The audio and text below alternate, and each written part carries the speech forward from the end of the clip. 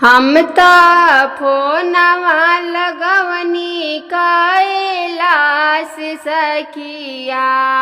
हम ता फोनवा लगवनी कैलाश सखिया। अपना भोला जी से करब दिल के बात सखिया। अपना भोला जी से करब दिल के बात सखिया। एक रिंगा बजले सखिया दुई रिंगा बजले। एक रिंगा बजले सखिया दुई रिंगा बजले। गौरा मैया जली हाली उठाई सखिया। गौरा मैया जली हाली उठाई सखिया।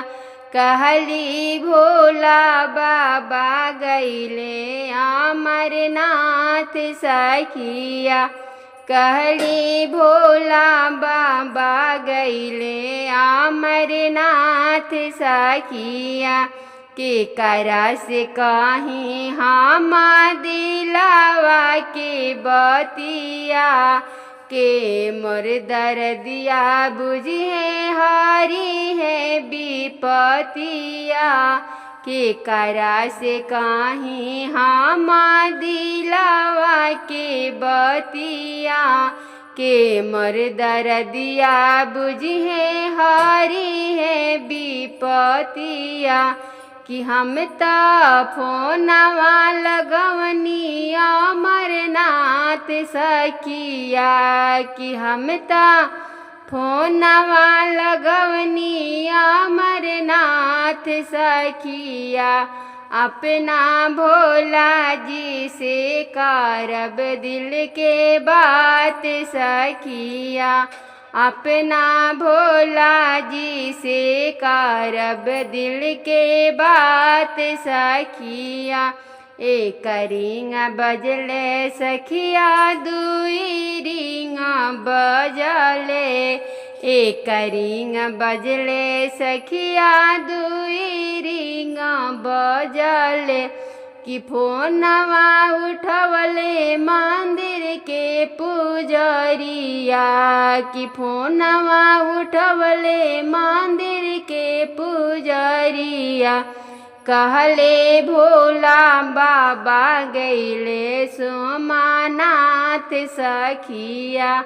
कहले भोला बाबा गईले सोमनाथ सखिया।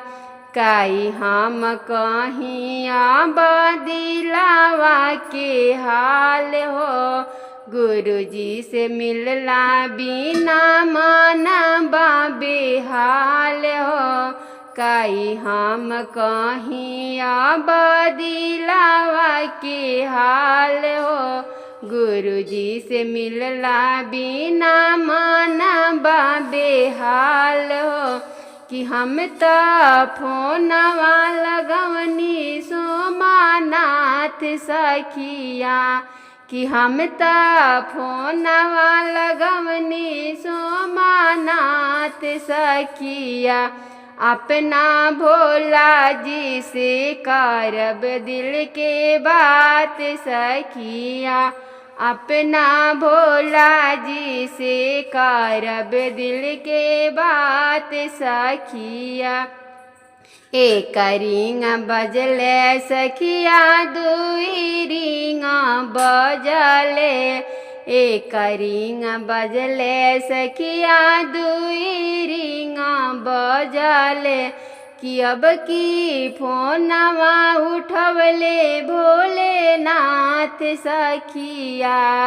अब की फोनवा उठवले भोलेनाथ सखिया। कहले देवा घर में आई सावन मास सखिया। कहले देवा घर में आई सावन मास सखिया। लाल की चुनरिया ओढ़नी पे नानी पियरिया। कांधे पर कमरिया लिहनी गईनी देवनागरिया लाल की चुनरिया ओढ़नी पे नानी पियरिया कांधे पर कंवरिया लेके गईनी देवनागरिया कि दर्शन करी करी हो गईनी निहाल सखिया कि जलवा ढारी ढारी हो गईनी निहाल सखिया कि अपना भोला जी से कहनी दिल के बात सखिया कि अपना भोला जी से कहनी दिल के बात सखिया।